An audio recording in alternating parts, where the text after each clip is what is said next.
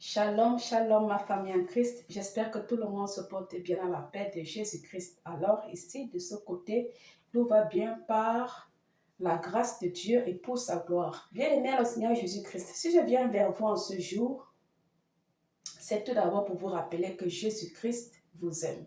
Okay? Vous êtes de tous ses enfants. Et j'ai une très bonne nouvelle à vous annoncer.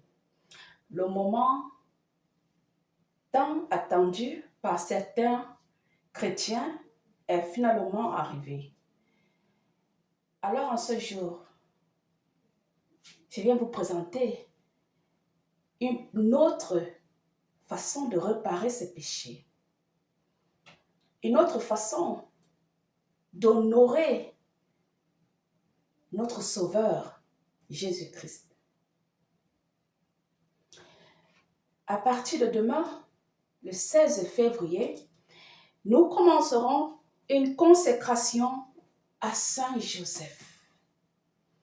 Eh oui, consécration à Saint Joseph. D'ailleurs, tout le mois de février jusqu'en mars, 19 mars, est réservé pour Saint Joseph.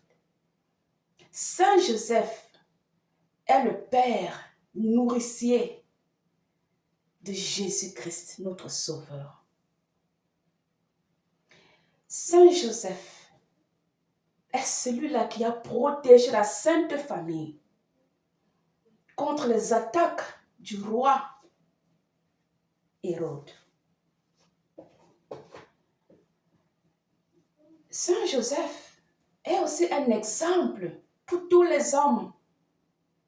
Il est un exemple pour tous les hommes. Alors je viens en ce jour, ma famille, ça c'est une très bonne nouvelle. Pourquoi? Parce que beaucoup de prières vont être écoutées. Beaucoup de personnes auront de la victoire. Pourquoi? Parce que ce n'est pas toutes les prières de tout un chacun qui va dans le royaume des cieux. Il est bien vrai que nous savons que Jésus-Christ est omniprésent. Il est présent partout. Même en ce moment où je vous parle, il est présent.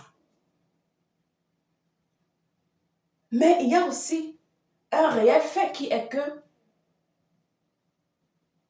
les péchés peuvent nous séparer de la vérité. Ah oui. Parce que dans la vie religieuse, la vie chrétienne, il y a aussi des lois. Comme dans toute nation, il y a des lois. Malheureusement, beaucoup de personnes ne respectent pas les lois chrétiennes. Et c'est la raison pour laquelle notre Sauveur Jésus-Christ est beaucoup offensé. Mais il nous aime. Malgré tous nos péchés, il nous aime. Est-ce que vous savez que vous pouvez consacrer toute votre famille à Saint Joseph? Je vous assure, j'ai fait cette consécration de Saint Joseph. Elle est en anglais, mais nous allons la faire en français et aussi en anglais à partir de demain, le 16 février. Cette prière sera postée dans nos groupes de prière sur WhatsApp et sur Facebook. J'exhorte à tout le monde de se joindre à nous pour faire cette consécration. Cette consécration a changé ma vie. J'ai fait cette consécration avec ma famille. Ça n'a même pas encore fait 1 an que j'ai fait cette consécration. Mais je vous assure, les bienfaits par l'intercession de Saint Joseph sont incomparables et inoubliables. Si Saint Joseph a pu protéger la Sainte Famille, il peut aussi protéger votre famille. Si Saint Joseph a pu protéger ma famille, il peut aussi protéger la tienne. Alors j'exhorte à tout le monde de nous rejoindre pour faire cette consécration. Tout d'abord, qu'est-ce qu'une consécration? Une consécration, c'est une façon spirituelle, c'est une manière, une méthode spirituelle d'accueillir un élu dans son cœur, dans son âme et son esprit. Et aussi dans sa famille, dans sa maison. Nous pouvons prier Saint Joseph et se consacrer à lui. Nous pouvons tout lui consacrer, notre famille, nos biens, nos problèmes de santé, problèmes de finances, problèmes de travail, problèmes d'immigration, problèmes de visa. Saint Joseph est un exemple. Saint Joseph est un voyageur. Il est un voyageur. Alors il comprend les immigrés. Il est un protecteur. Alors il comprend ceux qui ont besoin de la protection. Ceux qui implorent sa protection pour leur famille. Et même personnellement pour eux-mêmes. Saint Joseph était un époux. Alors il comprend les époux. Saint Joseph est un exemplaire. Il était le père adoptif. Il est le père adoptif. Alors il comprend tous les pères. J'exhorte à tous les hommes,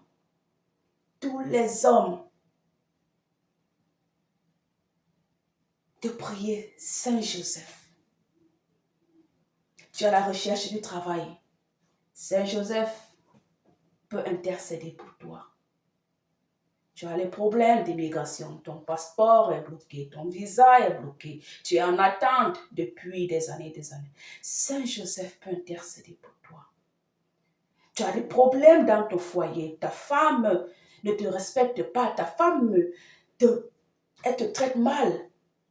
Saint Joseph peut t'aider. Toi-même, en tant qu'homme, tu as des mauvais comportements. Tu n'arrives pas à te détacher du péché. Tu n'arrives pas à arrêter de commettre l'adultère. Tu n'arrives pas à arrêter de frapper sur ton épouse. Et même si ce n'est que ta copine, Saint Joseph était un époux exemplaire, un père exemplaire. Tu es à la recherche du travail. Saint Joseph était un très grand travailleur. Il peut t'aider à trouver le travail. Tu es une personne religieuse qui a un culte. Tu es une personne religieuse qui a un groupe de prière. Tu es une personne religieuse qui prie pour les gens. Saint Joseph est là. Il est le père de l'Église. Il est le patron de l'Église. Ma famille en Christ.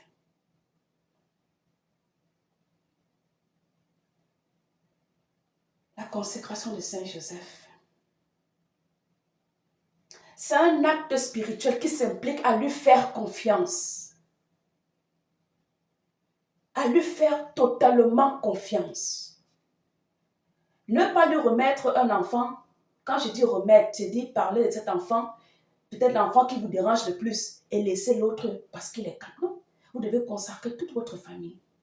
Et le secret de la prière en tant que famille, et je le dis toujours, c'est de prier en famille.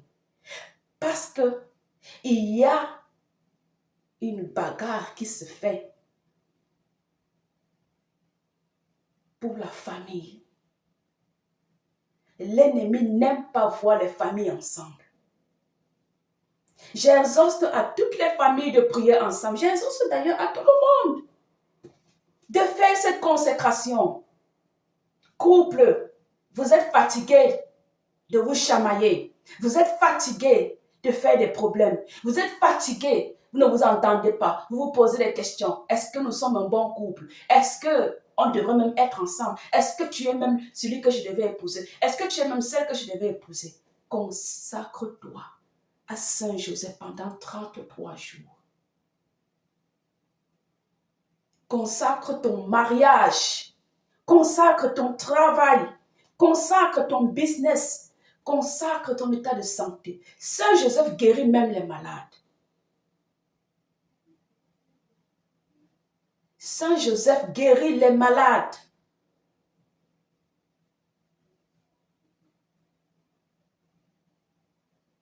Ah oui.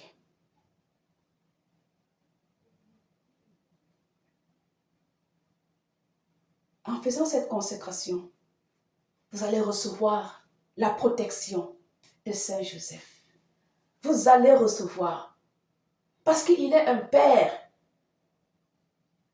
Il est un père.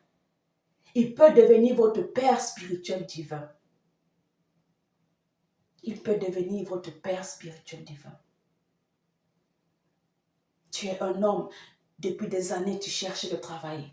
Tu as tous les diplômes, tu es fatigué, tu as déjà fait telle neuvaine, tu as déjà fait telle prière, tu es déjà allé chez tel pasteur, tel prêtre, tu as déjà fait tout. 33 jours de consécration à Saint Joseph. Voici ton appel. Ne rate pas cette chance. Voici ton temps. Ton temps est arrivé. Tu as des problèmes de construction. Ton argent est bloqué. Tu as tel problème. Consacre-toi à Saint Joseph. Consacre tous tes problèmes à Saint Joseph. J'ai fait la consécration à Saint Joseph avec mes enfants et mon époux. Et je vais la refaire. Parce que je vois les bienfaits de Saint Joseph dans ma vie de couple, dans la vie de mes enfants. La vie n'est pas parfaite, mais quand tu marches avec une confiance, tu sais que Jésus-Christ est là dans ta vie. Tu sais que tu t'es consacré à Saint Joseph. Tu sais que tu t'es consacré à la très sainte mère, Maman Marie. Tu n'as peur de rien. Tribulation, échec, perte, tu n'as peur de rien. Même quand tu es face à tes adversaires, tu n'as peur de rien. Parce que tu sais que le Sauveur est là. Tu sais qu'il ne peut pas t'abandonner. J'exhorte vraiment tout le monde de le faire. J'exhorte. Beaucoup plus les hommes. Beaucoup plus les hommes. Mes frères, faites cette consécration de 33 jours. Et pendant ces 33 jours, il y a aussi la neuvaine de Saint Joseph qui commence le 10 mars, qui se termine le 19. Donc pendant ces 33 jours, vous allez ressentir une différence. Vous allez même la voir. Vous allez voir cette différence-là. Pendant ces 33 jours, ajouté à ça sera la neuvaine. Ma famille en Christ, ne réfléchis plus, ne cherche plus dehors. Le temps est là, ton moment est là. Alors, cette consécration sera postée chaque jour dans nos deux groupes de prière à 21h. Alors, cette consécration, vous pouvez la faire à toute heure, à 5h du matin, ou vous pouvez la faire à 18h30, ou alors à 17h, ça dépend de votre emploi du temps. Ici, nous la faisons à 19h30. Vous pouvez la faire à n'importe quelle heure, ça dépend de l'heure à laquelle vous rentrez chez vous. Mais je vous exhorte de faire cette consécration en famille.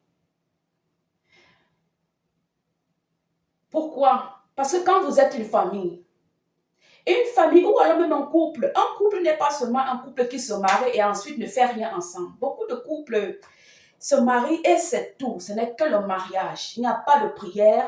Ils ne font pas de prière ensemble. Au contraire, ils sont dispersés. Au contraire, il y a trop de problèmes de jalousie. Au contraire, il y a l'homme qui est toujours dehors ou il y a la femme qui est toujours dehors. Est-ce que vous savez que c'est l'ennemi qui vous empêche de vous mettre ensemble pour prier? Quand vous êtes en couple, vous n'avez pas le choix mais que d'arranger vos problèmes. Vous n'avez pas le choix mais que d'arranger vos problèmes. Est-ce que vous savez que même pour être un couple, même pour aimer quelqu'un qui vous a fait autant du mal, ça mérite une force supernaturelle. Même pour rester dans le mariage, ça demande une force supernaturelle. Et qui donne ça? Ça provient d'où? Ça ne provient pas de nous-mêmes. Ça provient de l'Éternel. Pour pardonner à quelqu'un plus de 2 fois, ça demande une force supernaturelle. Pour pouvoir même prier en famille, ce qui est devenu d'ailleurs très difficile dans les couples de nos jours, ça demande une force supernaturelle.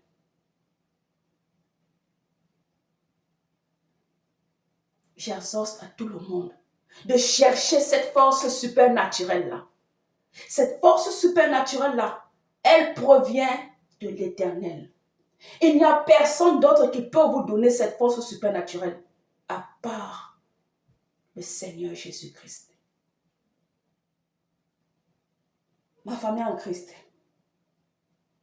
vous ne pouvez pas vous appeler chrétien, mais vous êtes vraiment médiocre. Vous êtes médiocre dans la croyance. Vous êtes médiocre dans votre vie chrétienne. Vous ne croyez pas au sabbat qui est le dimanche.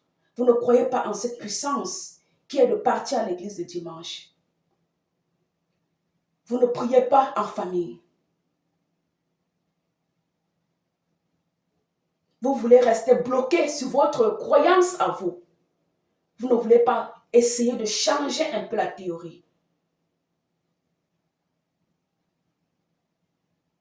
Sur une échelle de 1 à 10, de 1 à 10, 1, c'est quelqu'un qui est athée. 2, c'est quelqu'un qui essaye un peu, juste un peu. 3, c'est quelqu'un qui commence un peu à chercher un peu plus sur la vie chrétienne. 4, c'est quelqu'un qui commence déjà à s'interroger sur sa vie spirituelle. 5, c'est quelqu'un qui n'est plus au niveau de faire des recherches, mais qui est au niveau de passer sur l'action. 6,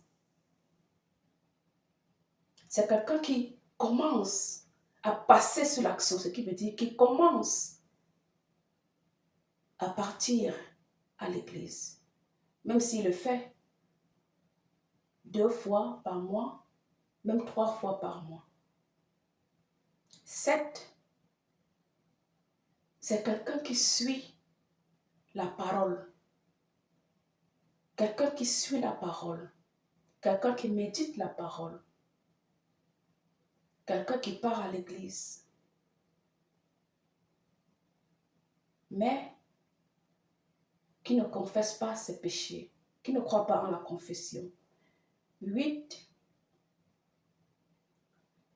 c'est quelqu'un qui part à l'église chaque dimanche, qui fait la confession, qui prie, qui prie seul et qui fait des simples prières de 1 minute, 2 minutes, mais qui part à l'église. 9, c'est quelqu'un qui part à l'église chaque dimanche, qui fait des prières catholiques. Quelqu'un qui consacre toute sa journée à l'Éternel, sans crainte. Quelqu'un qui marche selon la volonté de Dieu. Et 10, nous savons tous qu'il n'y a pas de chrétien parfait. Mais 10, c'est un chrétien qui est appelé parfait. Selon ce que nous voyons, quelqu'un qui part à l'église, quelqu'un qui prie matin, midi, soir, la prière de 6 heures, la prière de midi, l'angélus de 6 heures, l'angélus de midi, la prière de 15 heures, la miséricorde divine de Jésus-Christ, la prière de 18 heures, l'angélus, la prière de 21 heures, les complices, et la personne qui fait son rosaire. La personne qui fait les prières de réparation, les prières d'indulgence, qui participe à l'église, qui ne part pas seulement à l'église chaque dimanche, mais qui part aussi de lundi à vendredi, voire même de lundi à samedi. Quelqu'un qui fait aussi le rosaire, qui est dans les groupes de prière à l'église. Alors, sur cette échelle-là, quel est votre numéro? Quel est votre chiffre? Et qui vient en premier dans ta vie? Qui vient en premier dans ta vie? Que tu sois marié, que tu aies des enfants, que tu sois célibataire. Même quand tu es célibataire, tu as aussi une famille, tu as des frères et des sœurs. Tu peux aussi ne rien avoir de tout ça, mais tu as un travail, tu as un business. Qui vient en premier dans ta vie?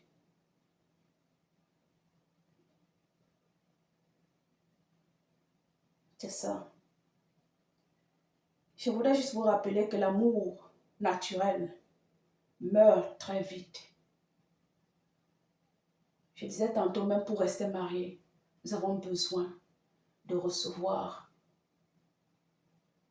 l'amour surnaturel venant de Jésus-Christ. La parole de Jésus-Christ doit être ça doit être comme un puits. Alors vous vivez à base de l'eau qui se retrouve dans ce puits. Et il y a beaucoup de gens qui disent, surtout dans les pays étrangers, parce que les gens travaillent beaucoup, ils vont te dire, sans le café, je ne peux pas parler. Parce que le café, c'est un excitant, c'est une boisson qui te permet de te réveiller, qui te donne un peu d'énergie, quoi. Est-ce que vous savez que Jésus-Christ peut remplacer toutes ces choses-là? Seul Jésus-Christ peut remplacer tout cela.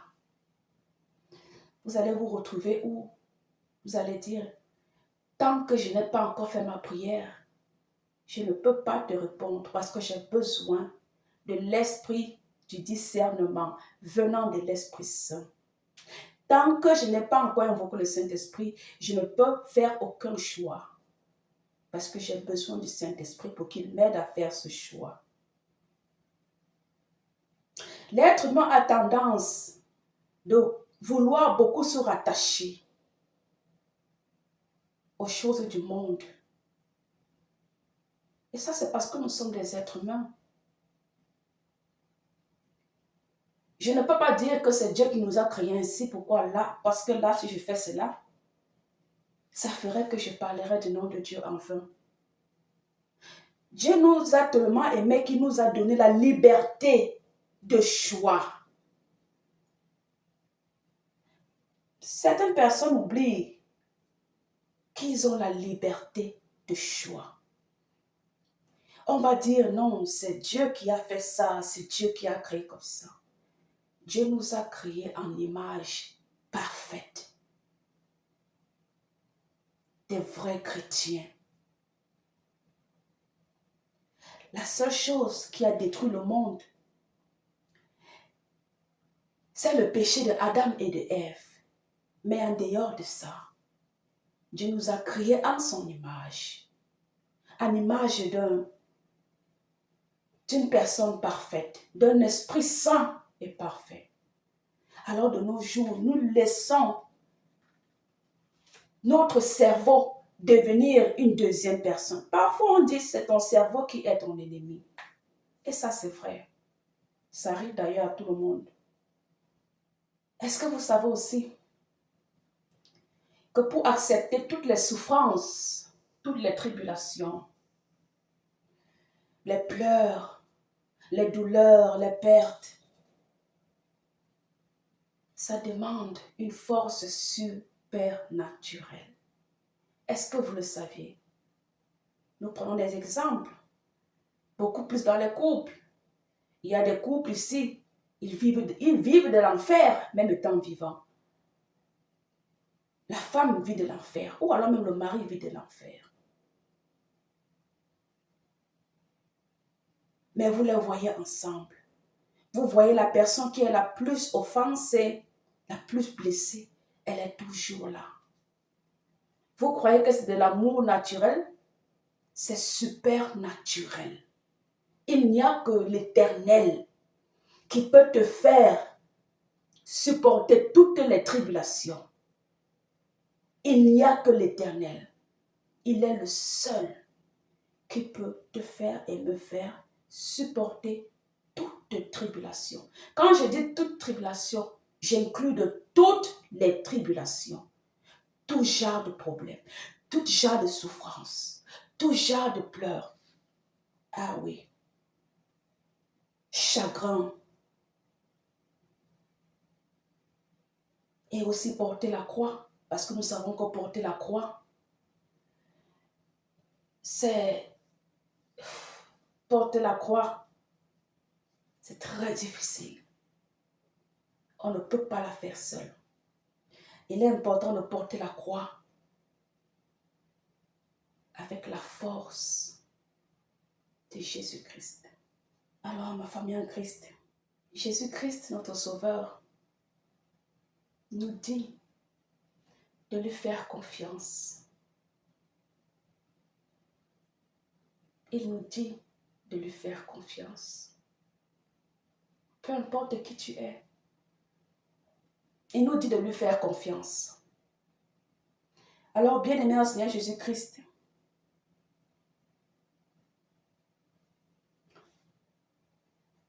il écoute nos prières. Il écoute nos prières. Mais parfois, il ne les exauce pas. Pourquoi? Parce que il manque un acte. Il manque des actes. L'acte de reconnaître ses péchés. L'acte de se repentir. L'acte de pénitence, ce qui veut dire la confession.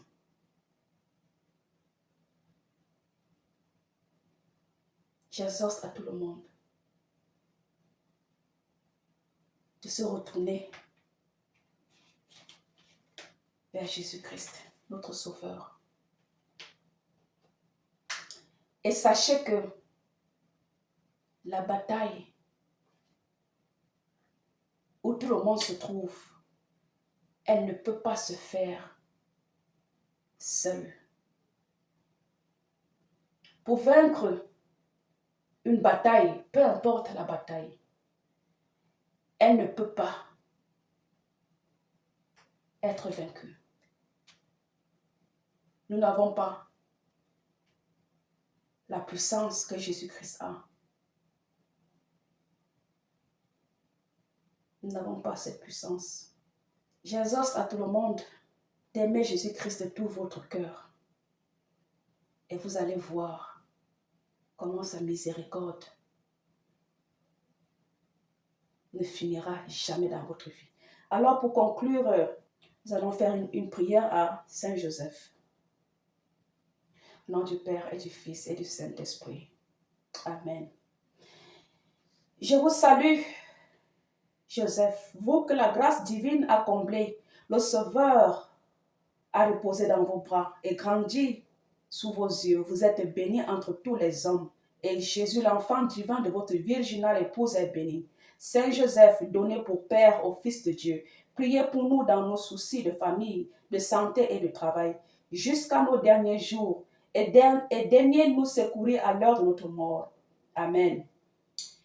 Ô salut gardien, rédempteur, époux de la Vierge Marie, à toi Dieu a confié son Fils. En toi, Marie a remis sa confiance.